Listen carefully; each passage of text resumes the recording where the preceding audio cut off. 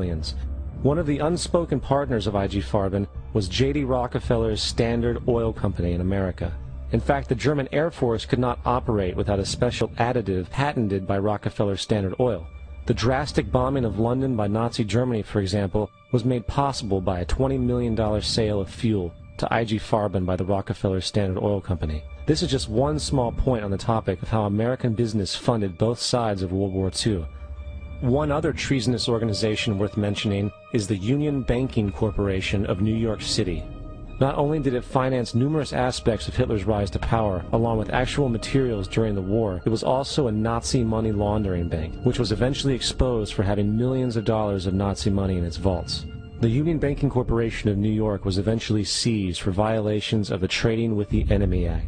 Guess who the director and vice president of the Union Bank was? Prescott Bush, our current president's grandfather, and of course our former president's father. Keep that in mind when considering the moral and political dispositions of the Bush family. Vietnam. The United States' official declaration of war on North Vietnam in 1964 came after an alleged incident involving 2 U.S. destroyers being attacked by North Vietnamese PT boats in the Gulf of Tonkin. This was known as the Gulf of Tonkin incident. This single situation was the catalytic pretext for massive troop deployment and full-fledged warfare. One problem, however: the attack on the U.S. destroyers by Vietnamese PT boats never happened. It was a completely staged event to have an excuse to enter the war.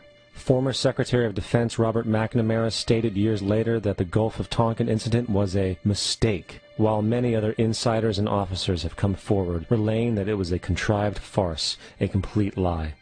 Once in the war, it was business as usual. In October 1966, President Lyndon Johnson lifted trading restrictions on the Soviet bloc, knowing full well that the Soviets were providing upwards of 80% of North Vietnam's war supplies. Consequently, Rockefeller interests financed factories in the Soviet Union, which the Soviets used to manufacture military equipment and send it to North Vietnam. However, the funding of both sides of this conflict was only one side of the coin. In 1985, Vietnam's rules of engagement were declassified. This detailed what American troops were and were not allowed to do in the war. It included absurdities like North Vietnamese anti-aircraft missile systems could not be bombed until they were known to be fully operational. No enemy could be pursued once they crossed the border of Laos or Cambodia. And most revealing of all, the most critical strategic targets were not allowed to be attacked unless initiated by high military officials. Apart from these imposed ludicrous limitations, North Vietnam was informed of these restrictions and therefore could base entire strategies around the limitations of the American forces. This is why the war went on so long. And the bottom line is this: the Vietnam War was never meant to be won, just sustained. This war for profit resulted in 58,000 American deaths and 3 million dead Vietnamese. So, where are we now? September 11th was the jumpstart for what is now an accelerated agenda by the ruthless elite. It was a staged war pretext no different than the sinking of the Lusitania, the provoking of Pearl Harbor, and the Gulf of Tonkin lie. In fact, if 9/11 wasn't a planned war pretext, it would be an exception to the rule. It has been used to launch 2 unprovoked illegal wars, one against Iraq and one against Afghanistan. However, 9/11 was a pretext for another war as well, the war against you. The Patriot Act, Homeland Security, the Military Tribunals Act, and other legislations are all completely and entirely designed to destroy your civil liberties and limit your ability to fight back against what is coming.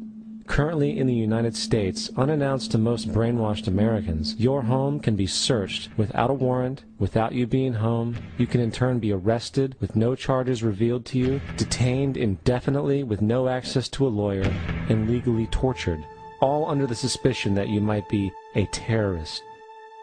If you need a painted picture of what is happening in this country, let's recognize how history repeats itself. In February 1933, Hitler staged a false flag attack, burning down his own German parliament building, the Reichstag, and blamed it on communist terrorists. Within the next few weeks, he passed the Enabling Act, which completely eradicated the German Constitution, destroying people's liberties. He then led a series of preemptive wars, all justified to the German people as necessary to maintaining homeland security.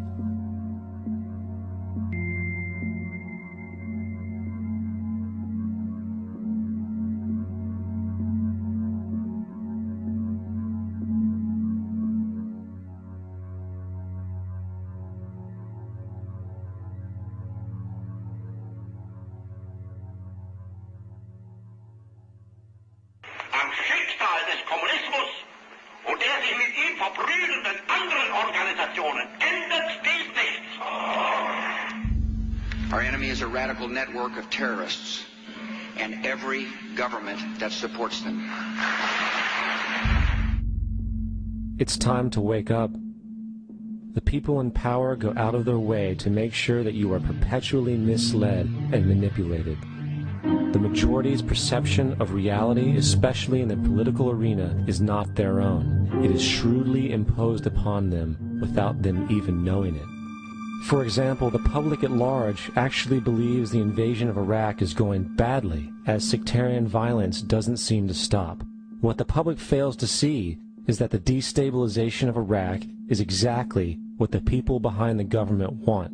This war is to be sustained so the region can be divided up, domination of the oil maintained, continual profits reaped for the defense contractors, and most importantly, permanent military bases established to be used as a launching pad against other oil-bearing, non-conforming countries such as Iran and Syria.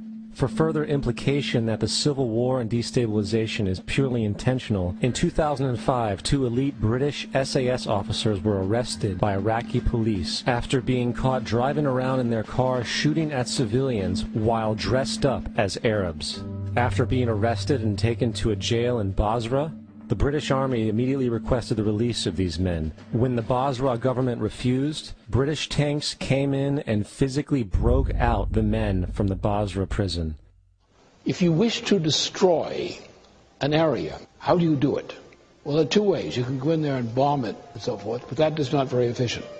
What you do is you try to get the people in that area to kill each other and to destroy their own territory, their own farms. And that's what's been done in that area. The way in which you destroy an opponent is get him to destroy himself by dividing his ranks against one another. Then you feed both sides. You have agents feeding both sides, inflaming both sides. And they kill each other off. And it's time that some of us woke up to this reality, to understand that people who try to maintain empires and create empires do it by manipulating the people they're trying to conquer. You might want to ask yourself why the entire culture is utterly saturated with mass media entertainment from all sides, while the educational system in America continues its stupefying downward slide since the U.S. government decided to take over and subsidize the public school system. What your government pays for, it gets. When we understand that, then we look at government-financed institutions of education and see the kind of students and the kind of education that's being turned out by these government-financed schools. Logic will tell you that if what is being turned out in those schools was not in accord with what the state and the federal government wanted, then it would change it. The bottom line is that the government is getting what they have ordered. They do not want your children to be educated. They do not want you to think too much. That is why our country and our world has become so proliferated with entertainments, mass media, television shows, amusement parks, drugs, alcohol, and every kind of entertainment to keep the human mind entertained, so that you don't get in the way of important people by doing too much thinking. You had better wake up and understand that there are people who are guiding your life and you don't even know it. We're in a lot of trouble because you people and 62 million other Americans are listening to me right now, because less than 3% of you people read books. Because less than 15% of you read newspapers. Because the only truth you know is what you get over this tube. Right now, there is a whole, an entire generation that never knew